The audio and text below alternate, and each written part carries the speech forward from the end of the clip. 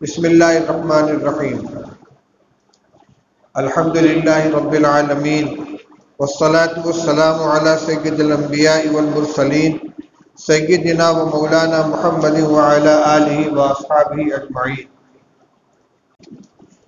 اما بعد۔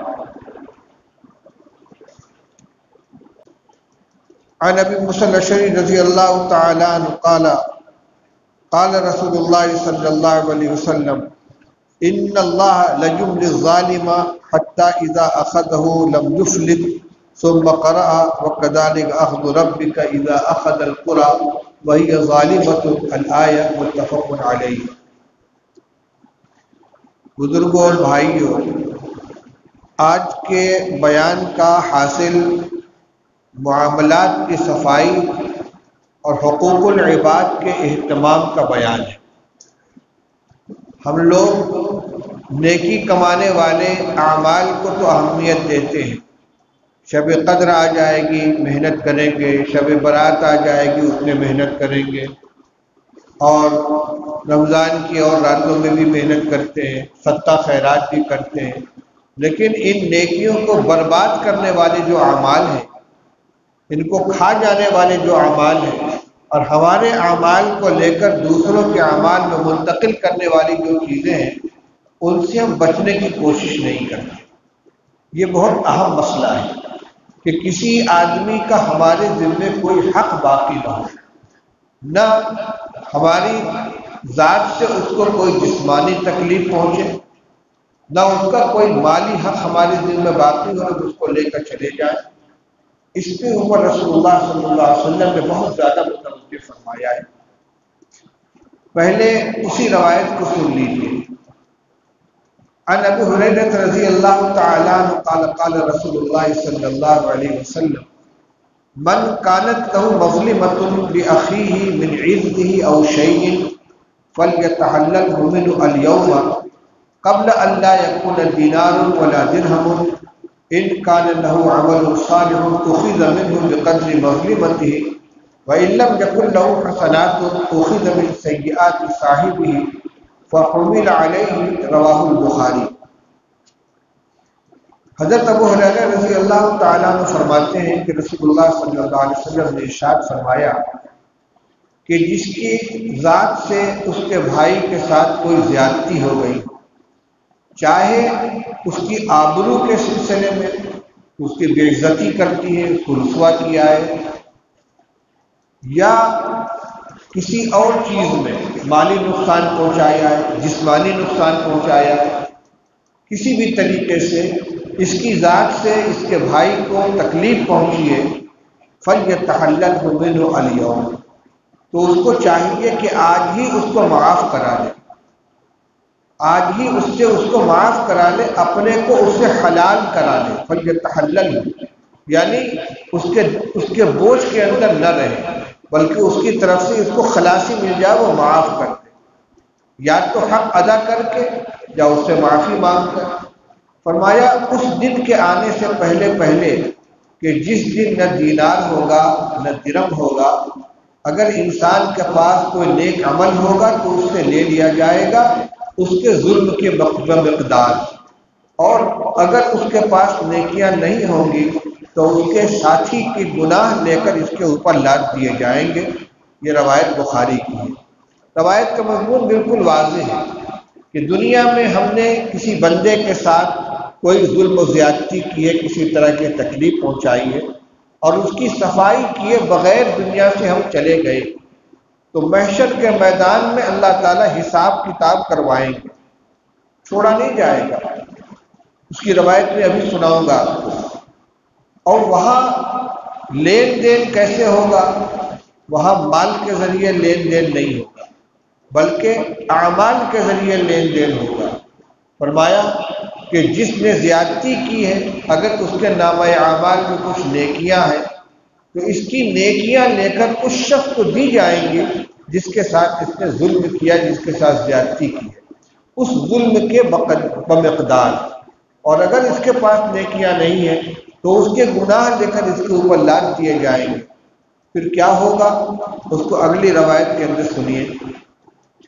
وعنه أن رسول الله صلى الله عليه وسلم قال أتدرون ما المفلس قالوا المفلس فينا من لا درهم له ولا متاع فقال إن المفلس من أمتي من يأتي يوم القيامة بصلاة وصيام وزكاة ويأتي قد شتم هذا وقذف هذا وأكل مال هذا وسفك دم هذا وضرب هذا فيعطى هذا من حسناته وهذا من حسناته فإن فنيت حسناته قبل أن يقضى ما عليه أخذ من خطاياه فطرحت عليه ثم طرح في النار رواه مسلم۔ حضرت ابو ہریرہ رضی اللہ تعالیٰ عنہ فرماتے ہیں کہ رسول اللہ صلی اللہ علیہ وسلم نے فرمایا تم جانتے ہو کہ مفلس کون ہے؟ سوال کیا اتدرون ما المفلس، مفلس کیا چیز ہے جانتے ہو؟ قالوا المفلس فینا من لا درهم ولا متاع، صحابہ نے عرض کی یا رسول اللہ ہمارے درمیان مفلس وہی سمجھا جاتا ہے جس کے پاس نہ پیسہ ہو نہ ساز و سامان ہو، خالی ہاتھ ہو، اسی کو مفلس سمجھا جاتا ہے۔ من لا درهم له ولا متاع، نہ درم ہے نہ سامان ہے۔ تو آپ نے فرمایا ان المفلس من امتی، میری امت کے اندر حقیقی مفلس وہ شخص ہے کہ جو قیامت کے دن آئے گا بصلاۃ و صیام و زکوٰۃ، نماز لے کر، روزہ لے کر، زکوٰۃ لے کر، اعلیٰ درجے کی جو عبادتیں ہیں، فرائض ہیں، یہی تو عبادتیں ہیں، نماز، روزہ، زکوٰۃ، یہ اعمال اس نے دنیا میں کیے ہوں گے، نیکیاں کمائی ہوں گی، اور ان کو لے کر وہ محشر میں پہنچے گا، بڑا مطمئن ہوگا کہ الحمدللہ میں نے نمازیں بھی پڑھ رکھی ہیں، روزے بھی رکھے ہیں، زکوٰۃ بھی ادا کی ہے، سب لے کر آئے گا۔ پھر کیا ہوگا؟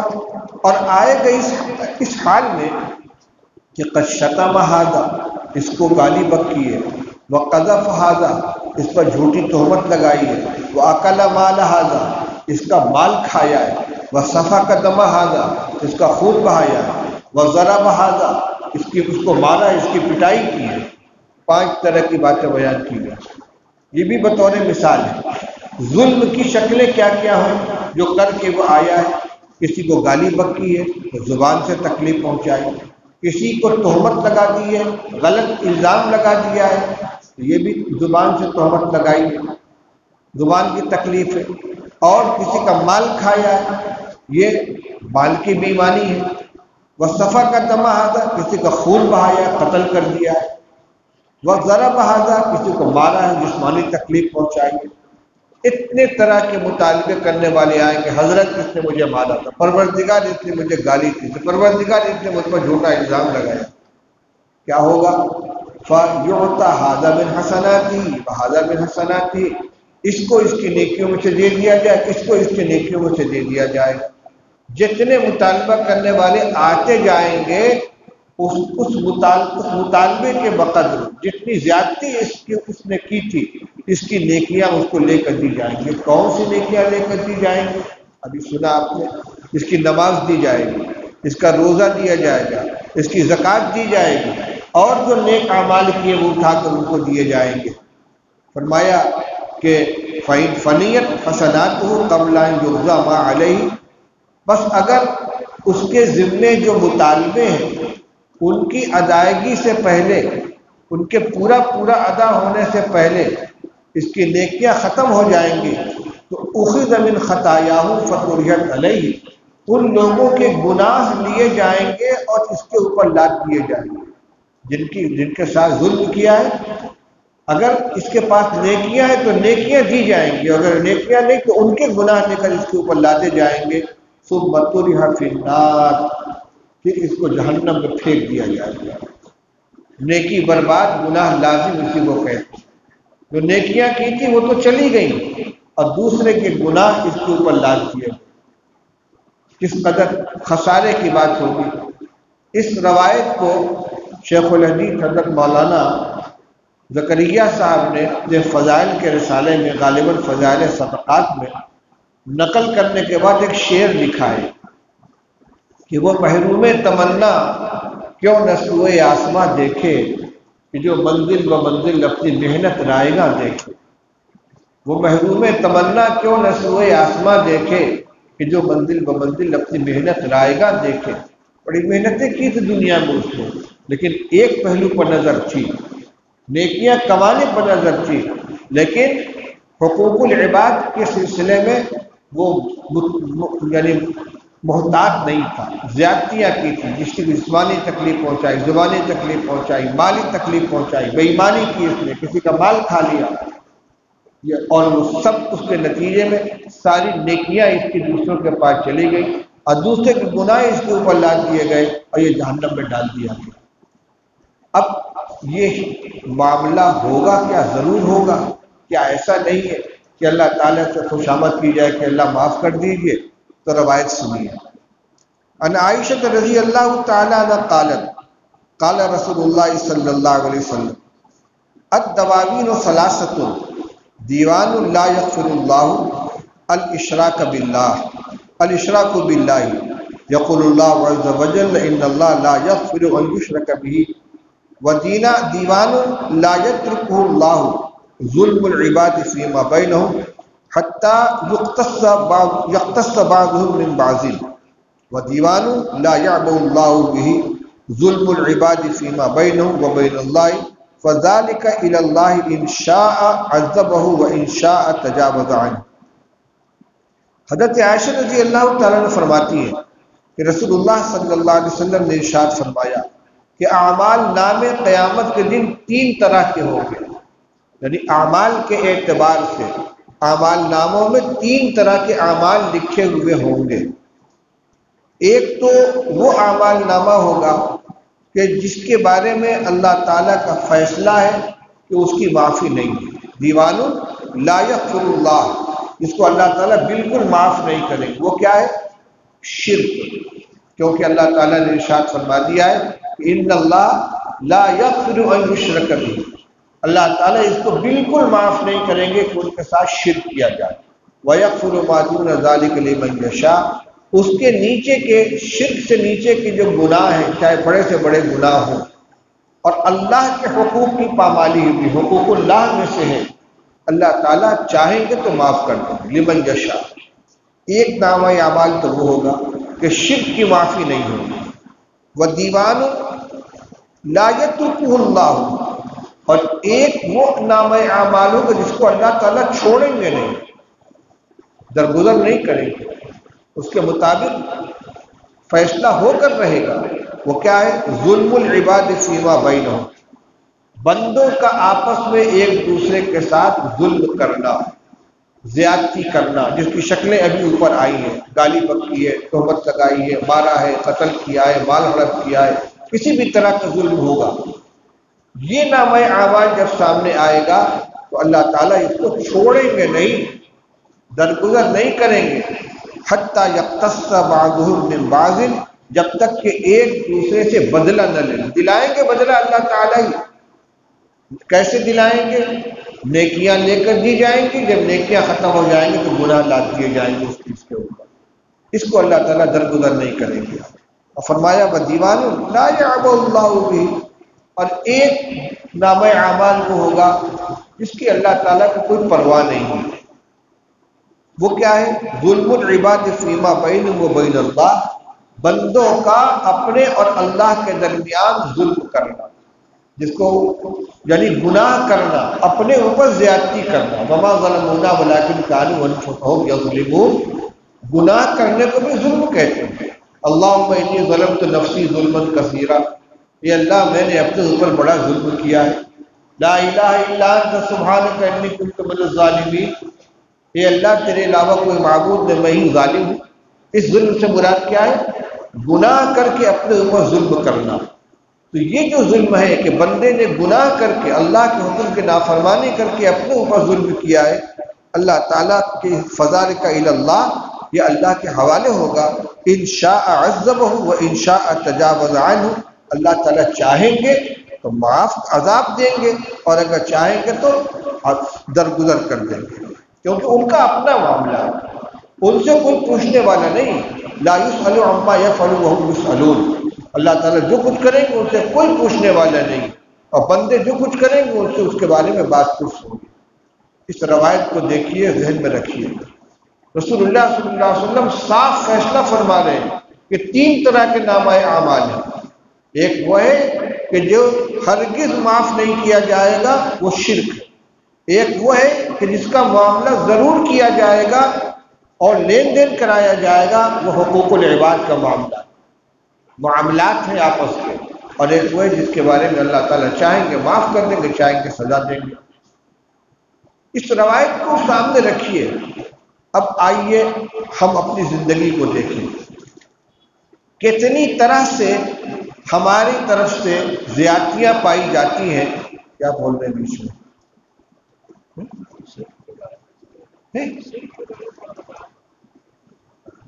شرک نہیں جانتے لوگ، شرک کس کو کہتے ہیں؟ اللہ کے ساتھ غیر کی عبادت کرنا، اللہ کے اختیارات کو غیروں کے اندر ماننا، سجدہ کرنا قبروں کو، بتوں کو، یہ شرک ہے۔ بہرحال اب ہم معاملات کے سلسلے میں کتنے محتاط ہیں اور اس سلسلے میں کتنے غیر محتاط ہیں، اپنے حالات کو ہم خود جانتے ہیں۔ یہ تو معاملہ ہوا انسانوں کا، ایک اور غیر انسان کے اندر بھی جو زیادتیاں ہوں گی اللہ تعالیٰ اس کا بھی حساب فرما دیں گے، لیکن اس کا طریقہ کچھ اور ہوگا۔ عنہ قال قال رسول اللہ صلی اللہ علیہ وسلم لَتُوَدُّنَّ الْحُقُوقَ إِلَىٰ أَهْلِهَا يَوْمَ الْقِيَامَةِ حَتَّى يُقَادَ لِلشَّاةِ الْجَلْحَاءِ مِنَ الشَّاةِ الْقَرْنَاءِ رواہ مسلم۔ رسول اللہ صلی اللہ علیہ وسلم فرمایا کہ قیامت کے دن تم لوگ حقوق والوں کے حقوق ضرور ادا کرو گے، ادا کرنا پڑے گا، دینا پڑے گا، یہاں تک کہ بے سینگ والی بکری کو سینگ والی بکری کی طرف سے بدلہ دلایا جائے۔ اگر کسی سینگ والی بکری نے کسی بے سینگ والی بکری کو مارا ہے اور وہ بیچاری بدلہ نہیں لے سکی، تو جب سارے انسان زندہ کیے جائیں گے تو وہ بھی زندہ کیے جائیں گے، جانور بھی، اور وہ آپس میں ایک دوسرے سے بدلہ لیں گے، لیکن ان کے لیے جنت یا جہنم نہیں ہے۔ اس کے بعد وہ فنا کر دی جائے، ختم کر دیے جائیں گے، اور انسان اور جنات یہ باقی رہیں گے، ان کا حساب و کتاب ہوگا۔ عن حذیفہ رضی اللہ تعالی عنہ قال قال رسول اللہ صلی اللہ علیہ وسلم لا تكونوا امعة تقولون ان احسن الناس احسننا وان ظلموا ظلمنا ولكن وقتلوا انفسكم ان احسن الناس ان تحسنوا وان اساءوا فلا تظلموا رواہ الترمذی۔ بڑی قیمتی روایتیں ہیں۔ حضرت حذیفہ رضی اللہ تعالیٰ عنہ فرماتے کہ رسول اللہ صلی اللہ علیہ وسلم فرمایا کہ تم لوگ امعہ مت بنو۔ امعہ کیا ہوتا ہے؟ فرمایا کہ جس کا مطلب یہ کہ تم یوں کہو کہ اگر لوگ اچھا کام کریں گے تو ہم بھی اچھا کام کریں گے، لوگ ظلم کریں گے تو ہم بھی ظلم کریں گے، چلو تم ادھر کو ہوا اور ادھر کی، جیسے سارے لوگ ادھر ہم بھی تو رہتے ہیں، لوگ اچھا کام کریں گے تو ہم بھی اچھا کام کریں گے، لوگ برا کام کریں گے تو ہم بھی برا کام کریں گے، ظلم کریں گے تو ہم بھی ظلم کریں گے۔ فرمایا ایسے مت بنو۔ ولیکن وقتلوا انفسکم، تم اپنے آپ کو اس بات کا عادی بناؤ، اس بات کا پختہ عزم کرو کہ ان احسن الناس وان تحسنوا، لوگ اگر اچھا کام کریں تو اچھائی میں تو تم ان کا ساتھ دو گے، تم بھی اچھا کام کرو گے۔ وَإِنْ أَسَاءُوا فَلَا تَظْلِمُوا، لیکن اگر وہ برا کام کرے تو تم ظلم مت کرنا۔ اب ہماری تجارت کے اندر بہت سی بے احتیاطیاں پائی جاتی ہیں، کٹوتی ہوتی ہے، زبردستی پیسہ کاٹ لیا جاتا ہے، استحقاق کے باوجود پیسہ ادا کرنے میں ٹال مٹول کیا جاتا ہے، اور اگر کوئی ٹوکنے کی کوشش کرے تو یہی ہوتا ہے۔ ہم مارکیٹ سے الگ نہیں کر سکتے، سارے لوگ یہی کرتے، لہذا ہم بھی یہی کرتے ہیں۔ آقا کیا فرما رہے ہیں؟ یہ مت کہو کہ جو سارے لوگ کرتے وہ ہم بھی کریں گے، تم یہ کہو کہ لوگ اچھائی کریں گے تو ہم اچھائی میں تمہارے ساتھ رہیں گے، اور برائی کریں گے تو ہم برائی میں ان کے ساتھ نہیں رہیں گے، ہمیں اچھائی اختیار کرنی ہے، نیک عمل کرنا ہے۔ ان معا کا جو لفظ ہے یہ انا مع الناس سے بنا ہے، عربی کا جملہ انا مع الناس کے معنی میں لوگوں کے ساتھ ہوں، جیسے سب ہیں ویسے ہم ہیں، چلو تم ادھر کو ہوا ہو ادھر کی، لوگ اچھے ہیں تو ہم بھی اچھے، لوگ برے ہیں تو ہم بھی برے۔ یہ ماحول میں یہ بات چلتی ہے، تاجروں کے اندر چلتی ہے، کاشتکاروں کے اندر چلتی ہے، لیڈروں کے اندر چلتی ہے، سیاست میں چلتی ہے کہ بھائی یہی ہوا ہے، یہی چل رہا ہے، ہم اس سے الگ کیسے ہوں گے۔ مومن کا یہ کام نہیں ہے کہ وہ یہ ہوا کے ساتھ اڑنے لگے اور جو راستے پر سب چل رہے ہیں اسی راستے پر چلنے لگے۔ اس کو اپنا راستہ خود منتخب کرنے کی ضرورت ہے۔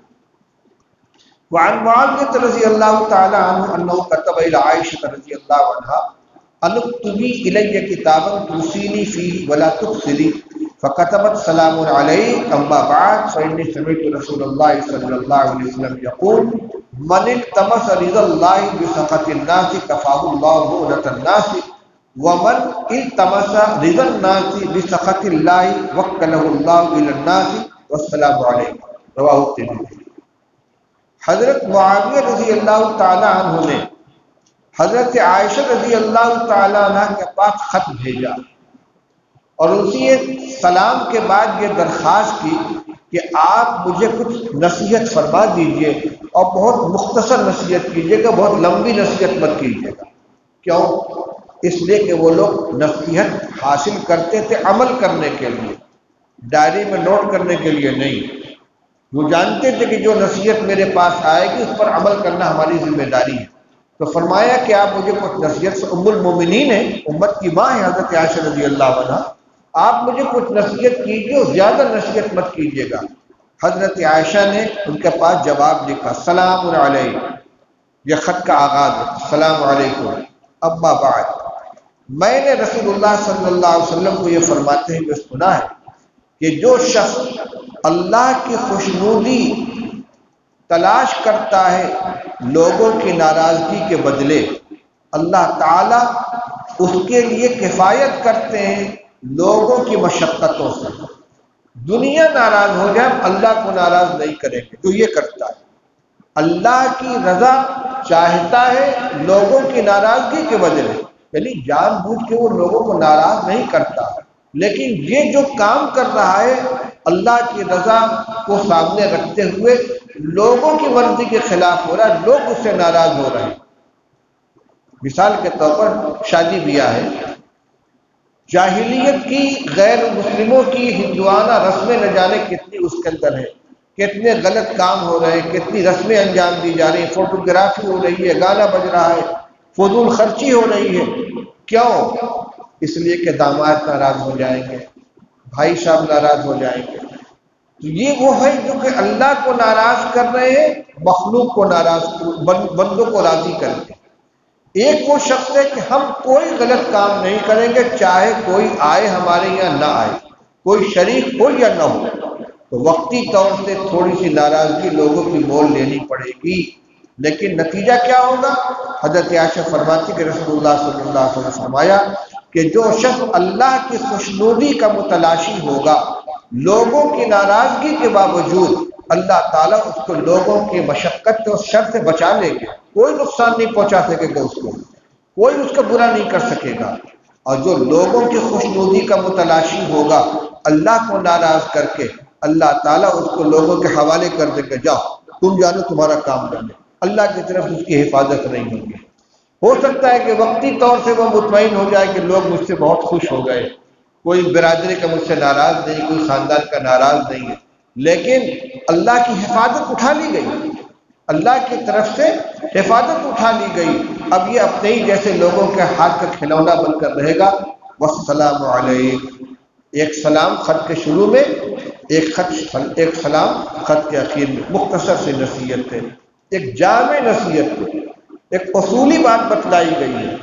کوئی معاملہ ہو، تجارت کا ہو، لین دین کا ہو، شادی بیاہ کا ہو، کوئی بھی معاملہ ہو، یہ دیکھنا ہے کہ اگر شریعت کا کوئی حکم ہمارے سامنے واضح طور سے آ گیا، اس کا مطلب یہ کہ اس پر عمل کریں گے تو اللہ راضی ہوگا، اس کے خلاف عمل کریں گے تو اللہ تعالیٰ ناراض ہوگا۔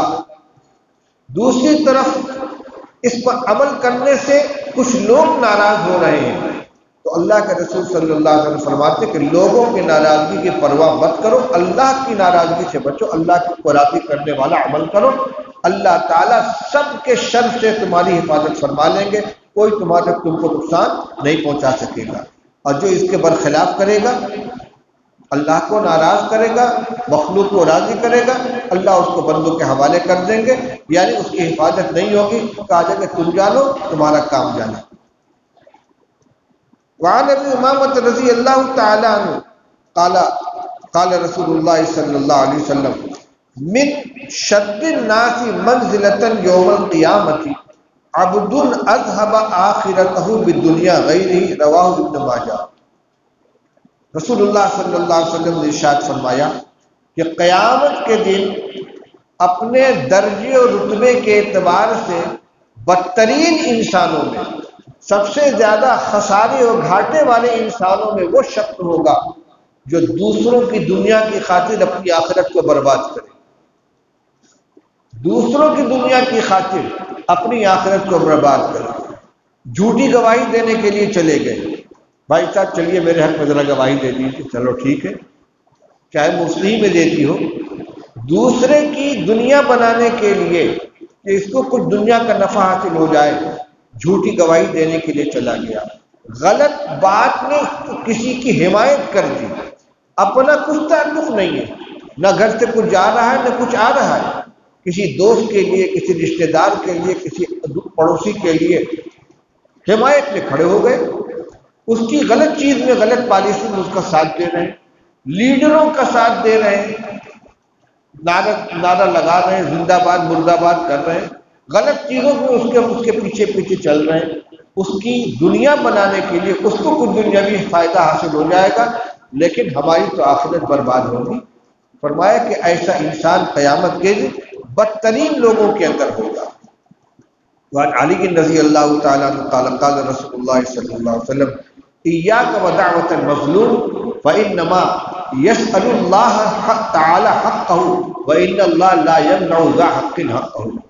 حضرت علی رضی اللہ تعالیٰ عنہ فرماتے کہ رسول اللہ صلی اللہ علیہ وسلم نے ارشاد فرمایا کہ مظلوم کی بددعا سے بچو، مظلوم کی بددعا سے بچو۔ مظلوم کی بددعا سے بچنے کا کیا طریقہ ہے؟ ظلم کرو اس کو بددعا مت دینے دو، نہیں، کسی پر ظلم نہ کرو، تم ظالم بن کر کسی کو مظلوم مت بناؤ اپنا، ورنہ کیا ہوگا؟ فرمایا انما یسأل اللہ تعالی حقہ، وہ جو بددعا کرتا ہے تو اللہ سے اپنا حق مانگتا ہے، وَإِنَّ اللَّهَ لَا يَمْنَعُ ذَا حَقٍّ حَقَّهُ، اور اللہ تعالیٰ کسی حق والے کو اس کے حق سے محروم نہیں کرتے۔ کافر اور فاسق بھی اگر مظلوم ہے اور وہ بددعا کے لیے ہاتھ اٹھائے گا اس کی بھی آہ پڑے گی۔ یہ جو ہلاکو اور چنگیز کے واقعات آتے ہیں، جس نے بغداد کی حکومت کو تہس نہس کر دیا، اتنی بڑی تباہی تو تاریخ کے اندر کہیں آئی نہیں ہے، اس کی بنیاد کیا پڑی تھی؟ چنگیز خان کے ایلچی کو مسلمان حکومت کے اندر کسی نے قتل کر دیا اور اس کے ساتھ بدتمیزی کی، گستاخی کی، اسے قتل کر دیا۔ یہ جنگل کا قبائلی حاکم تھا چنگیز خان، یہ ایک پہاڑ کے اوپر کھڑا ہو گیا، ایک پیر پر کھڑا ہو کر اور انگلی اٹھا کر کہا او مسلمانوں کے خدا، اگر تیرا وجود ہے تو میرے ہاتھ میں اتنی طاقت دے کہ میں اس کا بدلہ لے سکوں۔ اور اس کے بعد اتر کے آیا ہے تو خون کی ندی بہا دی اس نے۔ مسلمانوں میں ایسی بزدلی آ گئی کہ تاریخ میں لکھا ہوا ہے کہ ہٹا کٹا نوجوان جا رہا ہے اور ایک اس قبائلی عورت آتی ہے، کہتی ہے اچھا ٹھہرے رہو، میں گھر سے چاقو لے کر آتی ہوں، تم کو قتل کروں گی۔ تو اس شخص کے اندر اتنی ہمت بھی نہیں کہ یہ بھاگ سکے، جو کھڑا ہوا ہے، اور وہ چاقو لے کر آتی ہے، اس کو قتل کرتی ہے، وہیں ختم ہو جاتا ہے۔ یہ بزدلی آئی تھی اس مظلوم کی بددعا کی وجہ سے۔ اس لیے رکشہ والا ہو، ملازم ہو، چپراسی ہو، دفتردار ہو، اس کے ساتھ بھی اگر کوئی زیادتی کی جائے گی، چاہے ہم سیٹھ صاحب ہو، چاہے مولانا صاحب ہو، چاہے محتمم صاحب ہو، اگر وہ پریشان ہو کر مظلوم بن کر بددعا کرے گا تو کہیں ٹھکانہ نہیں ملے گا۔ حضور فرماتے ہیں کہ مظلوم کی بددعا سے بچو، کیونکہ آہ اس کی جو ہے یہ آسمان پہ جاتی ہے۔ بترس از آہ مظلومہ کہ ہنگامے دعا کردن اجابت از در حق بہر استقبال میں آئے۔ مظلوموں کی بددعا سے بچو، کیونکہ جب وہ بددعا کرتا ہے تو قبولیت آسمان کی طرف سے استقبال کرنے کے لیے آتی ہے۔ اس میں اس کی کتنی شکل ہو سکتی ہے تفصیل بتانے کی ضرورت نہیں ہے۔ ایک چیز کی طرف میں ذرا متوجہ کر دوں کہ ہمارے یہاں اچھے خاصے دیندار لوگوں میں بھی میراث کی تقسیم کا اہتمام نہیں کیا جاتا۔ یہ بہت اہم مسئلہ ہے۔ جب کسی شخص کا انتقال ہوا تو فوراً تمام وارثوں کا حصہ ان کی ملکیت میں منتقل ہو گیا، آٹومیٹک منتقل ہو گیا۔ آج کل تو بینک کے اندر کھاتوں میں رقمیں منتقل ہوتی ہیں نا۔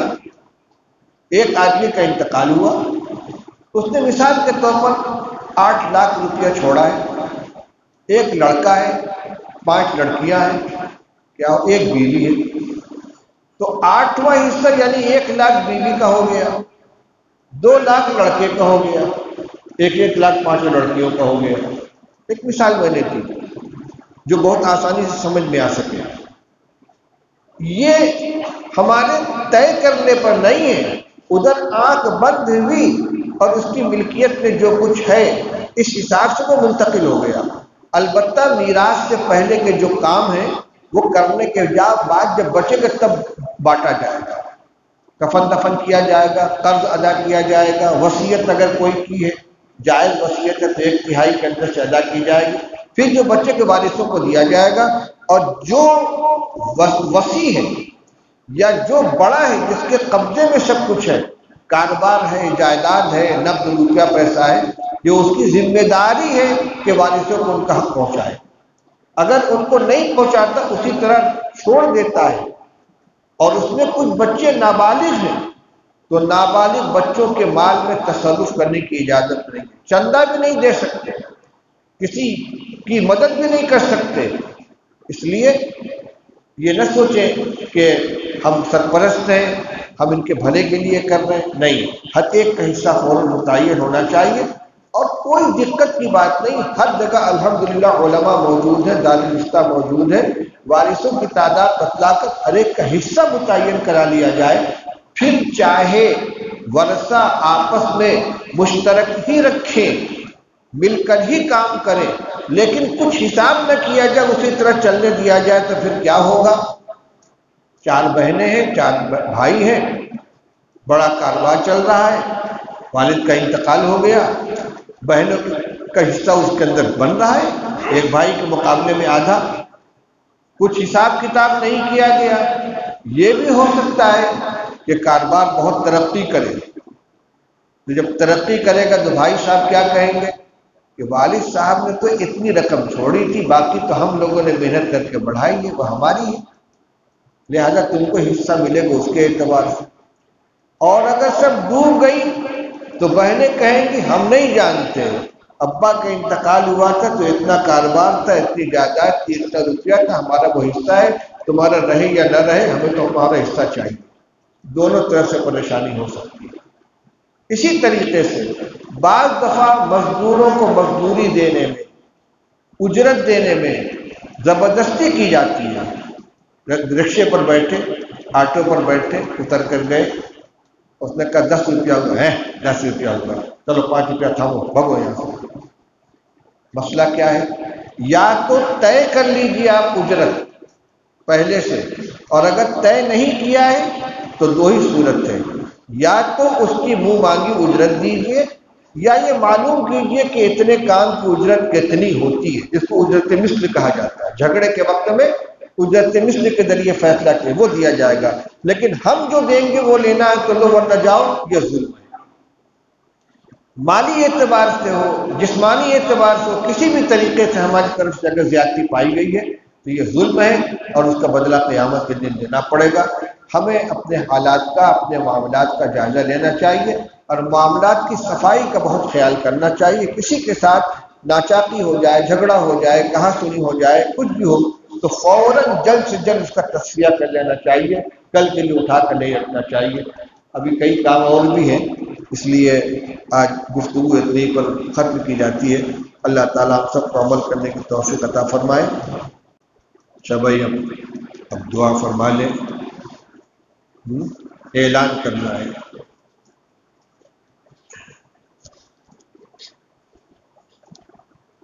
ہاں چلا گیا تھا نہیں داخلے والا نا۔ یہاں جس مدرسے میں آپ بیٹھے ہیں، جامعہ اسلامیہ محمودیہ بلوڑی، یہاں ابتدائی جماعتوں میں شعبہ حفظ میں عربی اور فارسی میں داخلہ کا یہ اعلان ہے۔ جامعہ اسلامیہ محمودیہ بلوڑی گنگا پور بنارس، یعنی اس مدرسے میں شعبہ حفظ و تجوید اور شعبہ عربی و فارسی میں داخلہ 8 مئی 2022 بروز اتوار سے شروع ہو جائے گا۔ 8 مئی سے خواہش مند حضرات اپنے بچوں کا داخلہ جلد از جلد کرا لیں۔ خاص طور سے اس بستی کے اطراف کے جو لوگ ہیں وہ سنیں کہ اپنے بچوں کا داخلہ جلد از جلد کرا لیں، کیونکہ تعداد محدود ہے، اس لیے تعداد مکمل ہونے پر ہم مزید داخلہ لینے سے معذور ہوں گے۔ نوٹ: جامعہ اسلامیہ محمودیہ کے شعبہ حفظ و عربی و فارسی میں حفظ عربی فارسی کے علاوہ انگلش، اردو اور کمپیوٹر وغیرہ کی بھی تعلیم کا بہترین نظم ہے۔ یہ بچے جو حفظ پڑھیں گے، عربی پڑھیں گے، اس کے ساتھ ساتھ ان کو عصری علوم جو ضروری ہیں، جن کا اس زمانے میں بچوں کو پڑھانا ضروری ہے، اس کا بھی نظام ہے کہ انگلش، اردو اور کمپیوٹر بھی ساتھ ساتھ پڑھائی جائے گی، تاکہ ہمارے طلبہ دینی و عصری علوم میں ترقی کی راہ پر آگے بڑھ سکیں۔ داخلہ کا وقت صبح 8 بجے سے 11 بجے دن کے درمیان ہے، اور مزید معلومات کے لیے ٹیلی فون نمبر ہے، چاہیں تو نوٹ کر لیں، میں 2 مرتبہ بتلاؤں گا: 99 353 00880، 99 353 00880 ایک نمبر یہ ہے، اور 96 958 93 203، 96 958 اور 93 203۔ یہ اعلان جامعہ اسلامیہ کے منیجر جناب حاجی بلال احمد صاحب کی طرف سے میں نے آپ کے سامنے سنایا ہے۔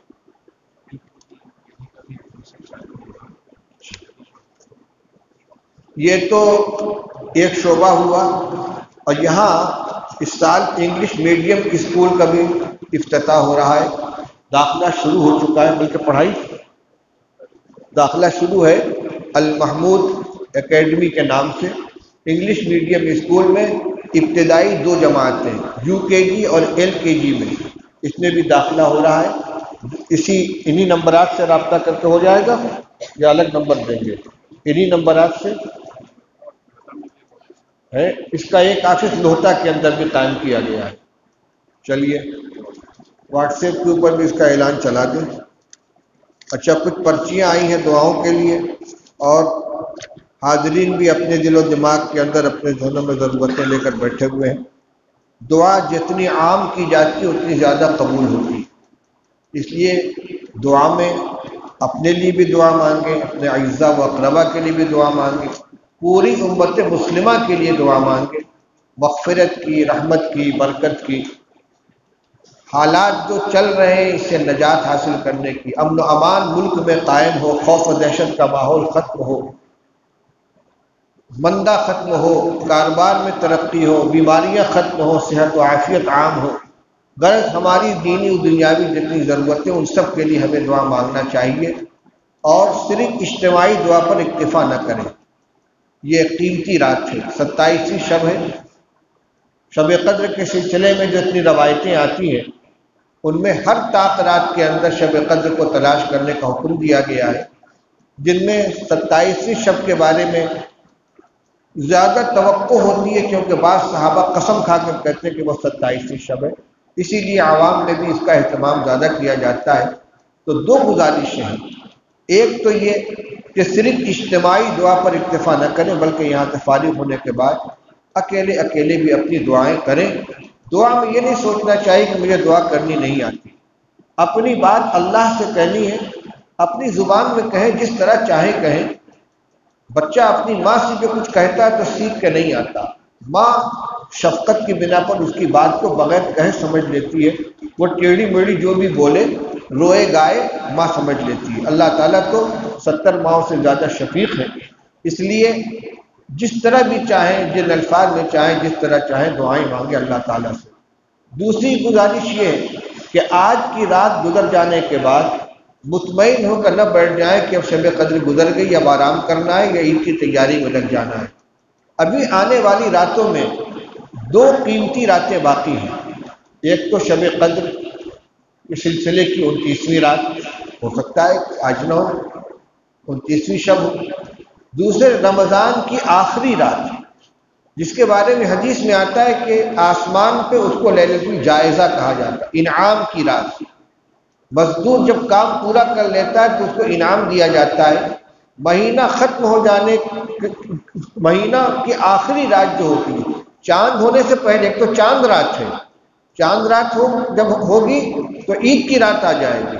رمضان کی آخری رات جو 29ویں بھی ہو سکتی ہے، 30ویں بھی ہو سکتی ہے، وہ بھی بڑی قیمتی رات ہے۔ اس میں پورے رمضان میں جتنے لوگوں کے گناہوں کی مغفرت کا اللہ تعالیٰ آسمان کو فیصلہ فرماتے ہیں، ساری تعداد کے مجموعے کے برابر آخری رات میں مغفرت ہوتی ہے، اور انعام کی رات ہے، لہذا ٹوٹے پھوٹے جیسے بھی اعمال ہوں، اللہ تعالیٰ کی طرف سے انعامات کی بارش ہوتی ہے۔ اس میں بھی ہمیں ہاتھ پھیلا کر بھیک مانگنے کے لیے بیٹھنا چاہیے، اس نعمت کو لوٹنے کے لیے، اس کا حصہ حاصل کرنے کے لیے۔ تو رمضان کی آخری رات کی بھی قدر کریں اور 30ویں شب کی بھی قدر کریں، اور رمضان کے آخری عشرے کی ہر رات قیمتی ہے۔ کل کی رات اگرچہ طاق نہیں ہے، لیکن بہرحال عشر اخیرہ کی رات ہے، اور عشر اخیرہ کی رات بڑی قیمتی ہوتی ہے، جہنم سے خلاصی کا عشرہ ہے۔ اپنے لیے اور تمام امت کے لیے جہنم سے خلاصی کی بھی دعا کریں۔ اللہ تعالی ہماری تمام مرادیں پوری فرمائے۔ جتنی ضرورتیں لے کر ہم اپنے دل کے اندر بیٹھے، سب اللہ تعالیٰ سے مانگیں۔ درود شریف پڑھ لیں۔ اللہم صلی علی سیدنا مولانا محمد وعلی آلہ واصحابہ وبارک وسلم۔ ربنا آتنا فی الدنیا حسنۃ وفی الآخرۃ حسنۃ وقنا عذاب النار۔ ربنا لا تؤاخذنا ان نسینا واخطانا، ربنا ولا تحمل علينا إصرا كما حملته على الذين من قبلنا، ربنا ولا تحملنا ما لا طاقة لنا به، واعف عنا واغفر لنا وارحمنا، أنت مولانا فانصرنا على القوم الكافرين۔ اللهم حببنا للإيمان وزينه في قلوبنا وكره إلينا الكفر والفسوق والعصيان واجعلنا من الراشدين۔ ربنا اغفر لنا ولإخواننا الذين سبقونا بالإيمان ولا تجعل في قلوبنا غلا للذين آمنوا ربنا إنك رؤوف رحيم۔ ربنا لا تؤاخذنا إن نسينا واخطأنا، ربنا ولا تحمل علينا إصرا كما حملته على الذين من قبلنا، ربنا ولا تحملنا ما لا طاقة لنا به، واعف عنا واغفر لنا وارحمنا، أنت مولانا فانصرنا على القوم الكافرين۔ ربنا اغفر لنا ولإخواننا الذين سبقونا بالإيمان ولا تجعل في قلوبنا غلا للذين آمنوا ربنا إنك رؤوف رحيم۔ ربنا اغفر لنا ذنوبنا وإسرافنا في أمرنا وثبت أقدامنا وانصرنا على القوم الكافرين۔ اللهم اهدنا فيمن هديت وعافنا فيمن عافيت وتولنا فيمن توليت وبارك لنا فيما أعطيت وقنا شر ما قضيت، فإنك تقضي ولا يقضى عليك، إنه لا يذل من واليت ولا يعز من عاديت، تباركت ربنا وتعاليت، نستغفرك ونتوب إليك۔ اللهم اغفر لنا وللمؤمنين والمؤمنات والمسلمين والمسلمات الأحياء منهم والأموات، اللهم ألف بين قلوبنا وأصلح ذات بيننا وانصرنا على عدوك وعدونا، اللهم انصر الإسلام والمسلمين واخذل الكفرة والمشركين، اللهم إنا نسألك الهدى والتقى والعفاف والغنى، اللهم إنا نسألك العفو والعافية والمعافاة الدائمة في الدين والدنيا والآخرة، اللهم انصرنا ولا تنصر علينا، وآثرنا ولا تؤثر علينا، وامكر لنا ولا تمكر علينا، اللهم إن قلوبنا ونواسينا وجوارحنا بيدك لم تملكنا منها شيئا، فإذا فعلت ذلك بنا فكن أنت ولينا واهدنا إلى سواء السبيل۔ اللهم حبب إلينا الإيمان وزينه في قلوبنا وكره إلينا الكفر والفسوق والعصيان واجعلنا من الراشدين غير خزايا ولا ندام ولا مفتونين. اللهم أنت ربي لا إله إلا أنت خلقتني وأنا عبدك وأنا على عهدك ووعدك ما استطعت أعوذ بك من شر ما صنعت أبوء لك بنعمتك علي وأبوء بذنبي فاغفر لي فإنه لا يغفر الذنوب إلا أنت. اللهم لا سهل إلا ما جعلته سهلا وأنت تجعل الحزن سهلا إذا شئت. لا إله إلا الله الحليم الكريم. سبحان الله رب العرش العظيم والحمد لله رب العالمين. نسألك موجبات رحمتك وعزائم مغفرتك والسلامة من كل إثم والعصمة من كل ذنب. لا تدع لنا ذنبا إلا غفرته ولا هما إلا فرجته ولا ضرا إلا كشفته ولا مبتلا إلا عافيته ولا مريضا إلا شفيته ولا حاجة من حوائج الدنيا والآخرة لك رضا إلا قضيتها يا أرحم الراحمين. اللهم طهر قلوبنا من النفاق وأعمالنا من الرياء وألسنتنا من الكذب وأعيننا من الخيانة فإنك تعلم خائنة الأعين وما تخفي الصدور. اللهم اجعل سريرتنا خيرا من علانيتنا واجعل علانيتنا صالحة. اللهم استر عوراتنا وآمن روعاتنا. اللهم اكفنا بحلالك عن حرامك واغننا بفضلك عمن سواك. اللهم بارك لنا فيما رزقتنا وقنعنا به واخلفنا في كل غائبة منك بخير. اللهم اكفنا بحلالك عن حرامك واغننا بفضلك عمن سواك. اللهم فارج الهم كاشف الغم مجيب دعوة المضطرين رحمن الدنيا والآخرة ورحمهما. أنت ترحمنا فارحمنا برحمة تغنينا بها عن رحمة من سواك. رب اغفر وارحم وأنت خير الراحمين. رب اجعلني مقيم الصلاة ومن ذريتي ربنا وتقبل دعاء. ربنا اغفر لي ولوالدي وللمؤمنين يوم يقوم الحساب. رب ارحمهما كما ربياني صغيرا. رب ارحمهما كما ربياني صغيرا. رب ارحمهما كما ربياني صغيرا. اللهم إنا نسألك من خير ما سألك منه نبيك محمد صلى الله عليه وسلم ونعوذ بك من شر ما استعاذك منه نبيك محمد صلى الله عليه وسلم. أنت المستعان وعليك البلاغ ولا حول ولا قوة إلا بالله العلي العظيم. رب اغفر وارحم وأنت خير الراحمين. اے اللہ ہم سب کے گناہوں کو معاف فرما دے. اے اللہ ہماری سیاحت سے درگزر فرما. اے اللہ ہماری خطاؤں سے درگزر فرما. اے اللہ جو گناہ دانستہ کی انہیں بھی معاف فرما دے. جو گناہ بھول چوک سے ہوگا انہیں بھی معاف فرما دے. اے اللہ جو گناہ دن کے اجالے میں کیے انہیں بھی معاف فرما دے. جو رات کی تاریکیوں میں کیے انہیں بھی معاف فرما دے. اے اللہ جو گناہ ہم نے کیے ہمیں یاد ہے وہ بھی معاف فرما دے. جو گناہ کر کے ہم بھول گئے اللہ انہیں بھی معاف فرما دے. اے اللہ ہمارے گناہوں کو قلم عفو پھیر دے. اے اللہ گناہوں سے مکمل نجات عطا فرما دے. اے اللہ آخرت کی رسوائی سے ہماری حفاظت فرما. اے اللہ آخرت کی رسوائی سے ہماری حفاظت فرما. اے اللہ تیرے حقوق کے سلسلے میں ہم سے جو کوتاہیاں ہوئی ہیں اے اللہ ہم جتنی تلافی کر سکیں ہمیں اس کی توفیق عطا فرما. اور جو نہ کر سکیں اللہ اپنے کرم کے دریا میں اسے غوطہ دے کر معاف فرما دے. عفو و کرم کا معاملہ فرما. آخرت کی رسوائی سے آخرت کے مواخذے سے ہماری حفاظت فرما. اے اللہ تیرے بندوں کے حقوق کی جو پامالی ہم سے ہوئی ہے اے اللہ مرنے سے پہلے ہمیں ان کی تلافی کرنے کی توفیق عطا فرما. حقوق کو ادا کرنے کی توفیق عطا فرما. معاملات کو صاف کرنے کی توفیق عطا فرما. ظلم و زیادتی کے بار سے ہمیں آزاد بننے کی توفیق عطا فرما. اے اللہ اگر کوئی حق ادا نہ ہو سکے اے اللہ تو اس پر بھی قادر ہے کہ اپنے خزانے سے ان کا بدلہ عطا فرما کر اے اللہ ہمیں معاف فرما دے. اے اللہ ہماری طرف سے جن لوگوں کے ساتھ زیادتیاں ہوئی ہیں اے اللہ تو ان کی مغفرت فرما دے. ان کے درجات کو بلند فرما دے.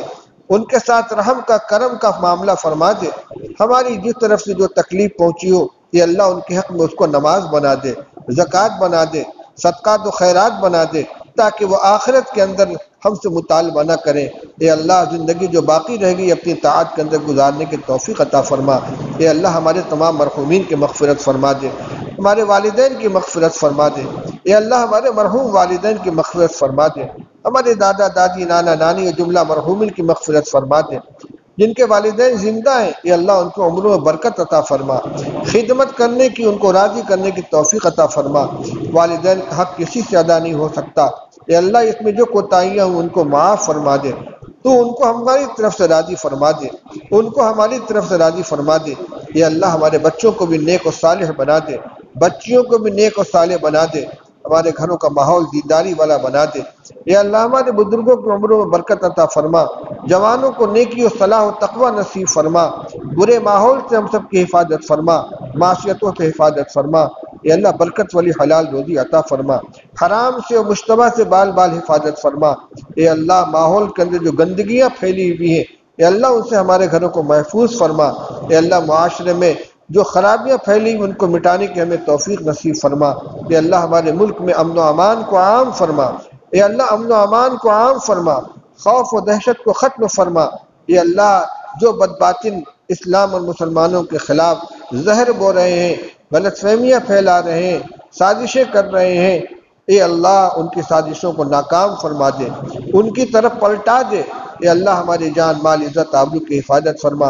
اے اللہ یقیناً ہم گناہ گار ہیں، خطا کار ہیں، لیکن تیرے حبیب صلی اللہ علیہ وسلم کے لائے ہوئے آخری دین کے ہم نام لیوا ہیں۔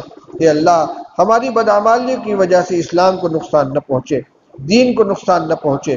اے اللہ ہماری حفاظت فرما، ہمارے ایمان کی حفاظت فرما، ہمارے اعمال کی حفاظت فرما، ہمارے اخلاق کی حفاظت فرما، ہمارے ملک کی حفاظت فرما۔ اے اللہ یہاں کے باشندوں میں آپس میں الفت و محبت پیدا فرما دے، آپس کی نفرتوں کو ختم فرما دے، ایک دوسرے کے ساتھ اس تعلقات کو استوار فرما دے، غلط فہمیوں کو ختم فرما دے۔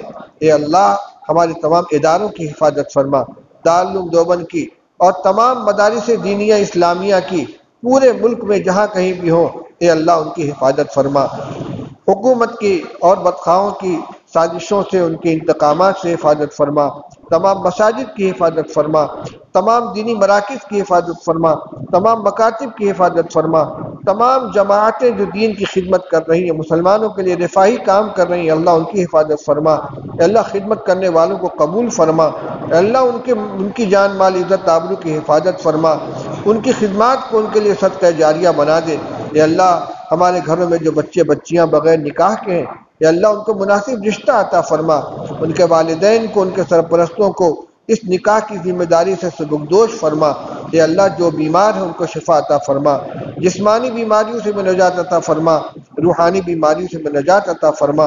اے اللہ جو لا علاج بیماریوں کا شکار ہیں اے اللہ انہیں بھی شفا عطا فرما۔